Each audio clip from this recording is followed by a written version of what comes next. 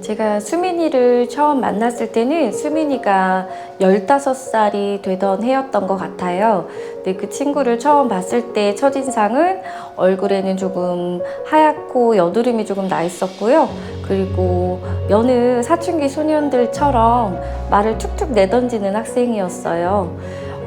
그냥 평범하게 공부도 곧잘 하고 그리고 수학을 가장 좋아하는 똑똑한 학생이었거든요. 그래서 다른 친구들하고 한 학기 정도는 되게 평범하게 학원 생활을 재밌게 했던 것 같아요. 그러던 어느 날 이제 여름방학을 보내고 나서 2학기 정도 수업을 개강하게 되었는데 그 친구가 그때부터 조금씩 수업을 거부하더라고요. 수업도 거부하기 시작하지만 이제 학교 생활을 조금 어려워하더라고요. 그러다가 이제 부모님께서 이제 부모님이 대학 교수신데 되게 학업에는 관심이 많으셨어요. 근데 이제 연락이 오셨어요. 아이가 학교 생활을 힘들어하니 학원 생활도 이제 조금 접어야겠다. 그래서 좀 서운한 마음은 있었지만 학원에서는 늘 있는 일이라서 그렇게 하기로 결정을 했거든요. 근데 이제 친구들한테 수민이 친구들이 가끔씩 수민이에 대해서 연락을 종종 보내주더라고요. 선생님, 수민이가 학교를 나오지 않아요. 그래서 저는 좀 안타깝지만 어쩔 수 없겠구나, 또 사춘기 생활을 되게 혹독하게 겪고 있구나 싶었어요. 그래서 가끔씩 저는 물어봤죠, 친구들한테. 수민이가 아직도 학교 생활을 하고 있지 않니? 했더니 돌아오는 답변은 네, 아직도 학교에 오지 않고 있어요. 그러더라고요. 그때 제가 문득 떠오르던 학생이 하나가 있었어요. 그 친구도 아마 중학교 2학년쯤이었던 것 같아요. 근데 그 남학생이 학교 생활을 그렇게 거부하고 그래도 학교는 가지 않더라도 저하고 대화하는 걸 너무 좋아해서 학원에는 와서 공부도 열심히 하고 종종 저하고 대화도 하고 갔었거든요. 그런데 이제 그 친구 부모님께서 어느 날 그러시더라고요. 학교 생활, 공교육을 소홀하게 하는데 학원 생활이 과연 필요하실까 싶으셨던 것 같아요. 그래서 학원을 그만 접어야겠다 연락이 오셨어요. 그래서 저는 이제 사교육을 하고 있는 입장에서 부모님 의견을 따라야겠다. 하지만 그건 아닌 것 같은데 라는 생각이 들었었거든요. 그렇게 아쉽게 그 친구를 보냈던 기억이 나요. 근데 이제 그 친구가 그렇게 학원을 접고 학교 생활을 되게 어렵게 하다가 나중에 알게 된 소식에 의하면 중학교를 졸업하고 특성화 고등학교에 진학을 해서 결국에는 자퇴를 했다는 소식을 접하게 되었어요. 그래서 그때 그 친구가 너무 안타까운 기억으로 남아있기 때문에 제가 이 수민이란 친구는 꼭 제가 도움을 줘야겠다라는 그런 사명감이 들더라고요. 그래서 어느 날 우연치 않게 친구한테 수민이에게 메시지를 넣게 되었어요. 그래서 다른 얘기는 하지 않고요. 수민아, 나는 선생님은 너를 이해해 라고 메시지를 넣었거든요.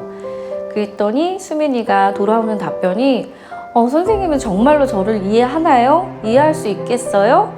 되묻더라고요. 그래서 그럼 선생님도 너와 같은 시기를 보냈던 시절이 있는데 어찌 이해하지 못하겠니?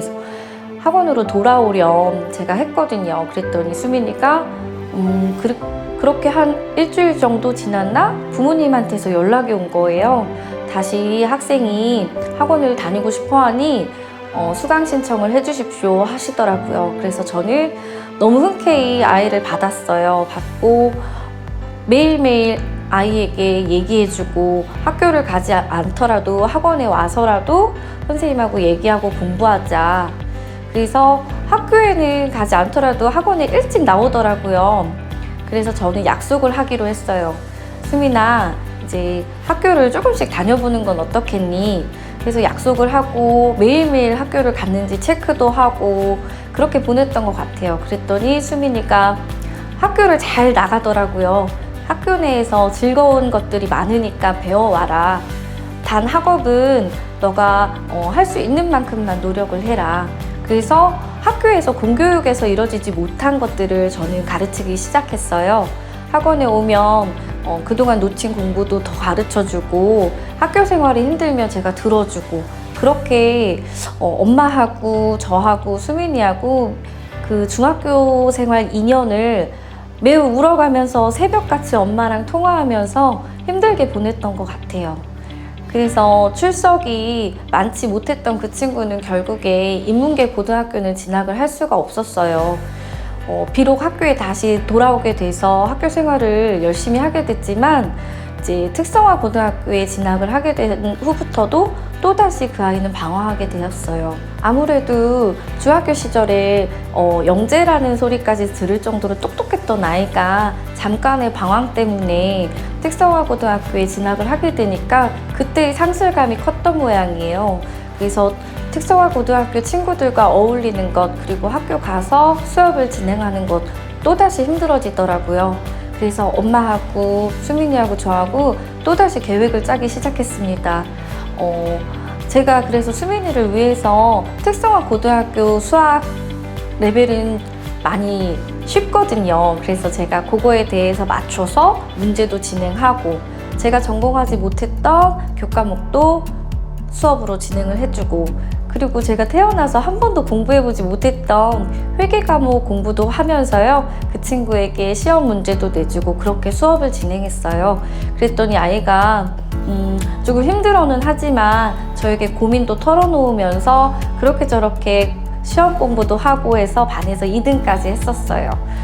그렇게 2년 동안 어렵게 학교 생활을 하다가 그래도 결석도 없이 학교 생활 잘 마쳤고요. 이제는 취업을 하겠다고, 학원을 그만두겠다고 연락이 왔더라고요. 그래서 저도 매우 기뻤어요. 그래서 수민이에게 나중에 이제 성인이 되면 그때 학원에 놀러 와라, 제가 그랬었거든요. 근데 그 친구가 그만둘 때 저한테 그러더라고요.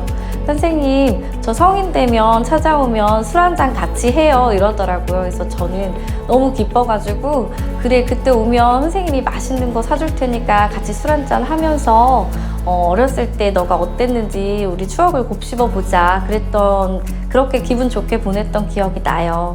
그래서 엄마도 지금은 자주는 못하지만 종종 연락을 해서 아이 얘기도 같이 들려주고요. 그렇게 기분 좋은 기억으로 남아 있습니다. 제가 그전에는 그 친구 수민이를 만나기 전에는 정말 저는 교육 사업가로서 아이들 학생들의 가르침과 수업 성적에만 되게 포커스를 맞췄었거든요. 근데 그땐 많이 힘들었던 것 같아요. 그런데 지금은 아이들을 진심으로 다가가고 아이들에게 필요한 것들이 무엇인지 제가 진심을 통해서 마음을 열고 다가가니까요, 이제 아이들 성적은 저절로 따라오는 게 되더라고요. 그래서 제가 혼자 느낀 바가, 내가 교육 사업가가 아니라 이제는 진정으로 교육자로 거듭났구나, 그런 깨달음을 줬던 계기가 되는 것 같아요. 그래서 저는 우리나라의 많은 원장님들께 꼭 드리고 싶은 말이 있는데요. 저희가 비록 교육 사업을 하고 있는 교육 사업가지만 저는 만남을 통해서 사업도 제대로 이루어진다고 봐요. 제가 아이들에게 진심으로 다가가고, 지금도 저는 수업이 끝난 이외의 시간에는 아이들하고 많은 상담도 하고 이야기를 통해서 서로의 케미를 맞춰가고 있습니다. 그랬더니 코로나 역경에도 학원이 잘 운영되고 있고요. 지금 아이들하고 되게 행복하게 즐겁게 지내고 있답니다. 수민아, 보고 싶어. 언제든지 놀러와.